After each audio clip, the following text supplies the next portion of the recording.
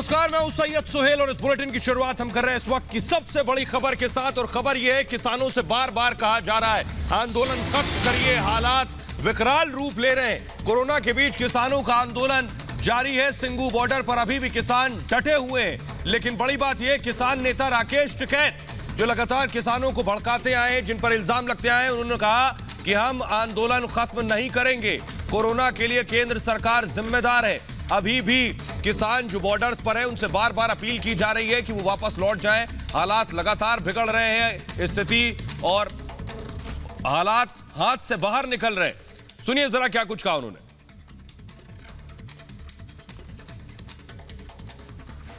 Sir, क्या अगर किसान आंदोलन में जो किसान भाग अभी ले रहे हैं, कोरोना वहां फैलता है, बढ़ता है, तो क्या इसकी जिम्मेदारी किसान नेताओं की नहीं होगी? सरकार की होगी इसकी जिम्मेदारी।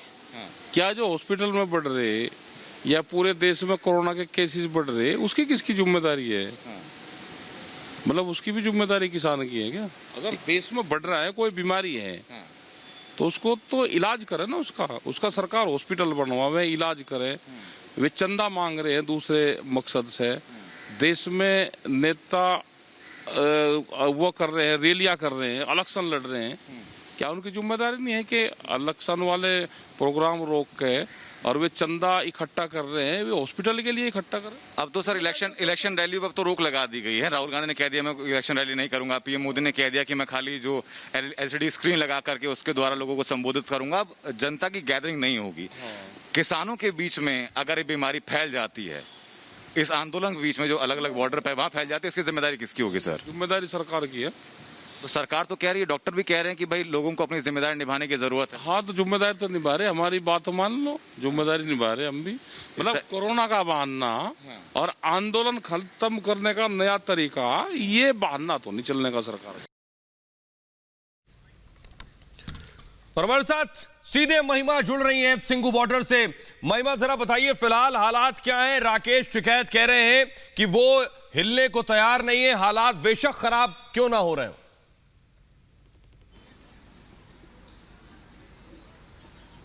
मधुरिमा, आपको मेरी आवाज आ रही है? तो आप सुन रहे थे राकेश टिकैत को। राकेश टिकैत का कहना है कि वो यहां से उठने वाले नहीं हैं जब तक सरकार उनकी मांग न मान ले। सवाल यह है कि इस वक्त हर शहर में, हर गांव में हालात जो खराब हो रहे हैं, उस स्थिति में जरूरी यह है कि कहीं भीड़ ना जुटे। कर्फ्यू लग रहा है, वीकेंड लॉकडाउन लग रहा है, बाकायदा गाइडलाइंस का पालन करने को कहा जा रहा है। लेकिन देखिए, जो किसानों का झुंड बैठा है, यहां एक भी शख्स आपको मास्क लगाए हुए नहीं दिखाई दे रहा है। और यहां से अगर कोई कोरोना लेकर आया या यहां से जाएगा अपने गांव, अपने शहर, वहां क्या हालात बनेंगे, इसके लिए आखिर कौन जिम्मेदार है? राकेश टिकैत इसकी जिम्मेदारी लेने को तैयार नहीं है। तो राकेश टिकैत को अभी आप सुन रहे थे, तो राकेश टिकैत ने क्या कहा, फिर से सुनिए जरा एक बार।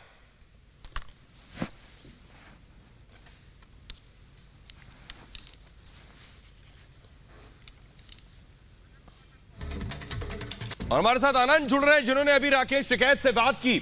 अनंत, आपने बात की राकेश टिकैत से, वो टस से मस होने को तैयार नहीं है। उनसे कहिए अपनी फिक्र ना करिए, लेकिन जो किसान वहां मौजूद हैं उनकी जिंदगी की तो परवाह कीजिए।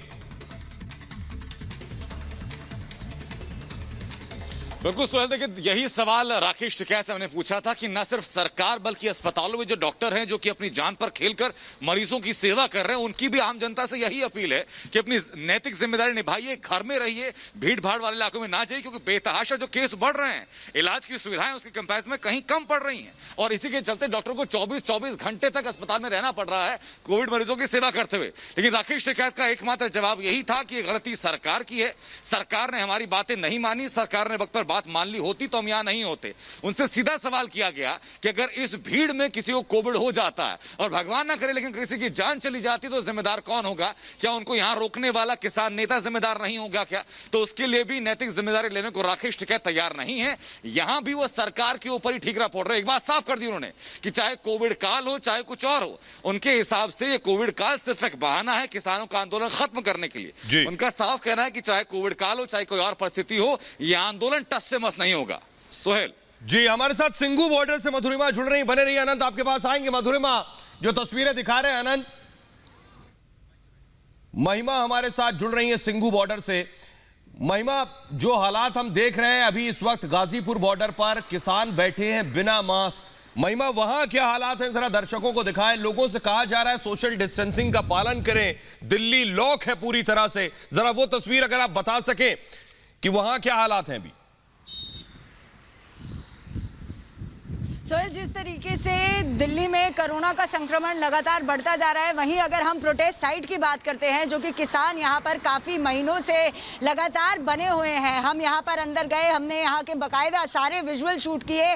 कोई भी कोविड प्रोटोकॉल का पालन नहीं कर रहा है, किसी ने भी मास्क नहीं लगाया हुआ है। लगातार उनसे बातचीत करने के बाद यही सामने आता है कि किसानों में कोरोना का डर नहीं है और इसका टीकड़ा वो सरकार पे फोड़ रहे हैं। लगातार वो यही कह रहे हैं कि सरकारों को किसान को हटाना है, इसलिए वो कोरोना का बहाना लेके आ रहे हैं। हमने उनसे ये भी सवाल किया कि अगर यहाँ पर किसी को कोरोना हो जाता है तो एक बहुत ही भारी तादाद में कोरोना बाहर दिल्ली में भी फैल जाएगा, क्योंकि लगातार संक्रमण आप देख रहे हैं, 25,000 केसेस डेली आ रहे हैं, 161 डेथ पिछले 24 घंटे में हो चुकी है। तो जिस तरीके से कोरोना का आंकड़ा बढ़ रहा है, उनका यही कहना था कि किसानों को पिछले 5 महीने से कोरोना नहीं हुआ है, तो अब क्या होगा अगर वो यहाँ से चले जाते हैं। उनका ये भी कहना था कि उन्हें कोरोना से मौत मंजूर है, लेकिन वो यहाँ से नहीं हिलेंगे। तो आप देख सकते हैं किस तरीके का एडमेंट बिहेवियर जो इस स्थिति में, जो कि गंभीर स्थिति है। अरविंद केजरीवाल जो मुख्यमंत्री है, उन्होंने लॉकडाउन लगा दिया। प्रधानमंत्री नरेंद्र मोदी ने खुद ये अपील कर दी कि कुंभ को रोक देना चाहिए अभी फिलहाल कुछ समय के लिए, क्योंकि आप देख सकते। लेकिन जो किसान, महिमा माफ कीजिएगा, आपको रोक रहा हूं। अनंत, आपका शुक्रिया। महिमा, आपका शुक्रिया। बड़ी